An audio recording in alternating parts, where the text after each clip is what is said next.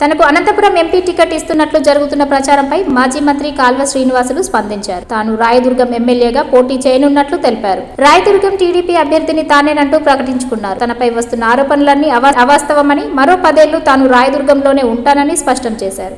సిద్ధాపురం పంచాయతీలో మేము మెజార్టీ తీసుకొస్తామని మన వాళ్ళు గట్టి పట్టుదలతో, మిమ్మల్ని చూస్తే చాలా ఆనందం వేస్తుంది. నాకు పట్టుదల ఉంటే బాగా బలహీనంగా ఉండే గ్రామాన్ని కూడా బలోపేతం చేయొచ్చని మీరు నిరూపిస్తూ ఉన్నారు. అందరికీ ప్రత్యేకంగా అభినందనలు తెలియజేస్తూ ఉన్నా. మీరెవరు ఎలాంటి అపోహలు పెట్టుకోవాల్సిన పని లేదు. మామూలుగానే ఎలక్షన్ల ముందు ఇట్లాంటివి నడుస్తూ ఉంటాయి. కాలువ శ్రీనివాసులు ఎంపీగా పోతాడన్నా నేను ఎక్కడికి పోను, రాయదుర్గంలో అనుకుంటా అత్యంత వెనుకబడిన ప్రాంతం. ఈ ప్రాంతాన్ని అభివృద్ధి చేయమని మన నాయకుడు చంద్రబాబు నాయుడు గారు నన్ను ఇక్కడికి పంపించారు. కాబట్టి ఈ ప్రాంతాన్ని అభివృద్ధి చేసేంత వరకు మరో 10 ఏళ్ళైనా 15 ఏళ్ళైనా రాయదుర్గంలోనే ఉంటా, మీతోనే ఉంటా.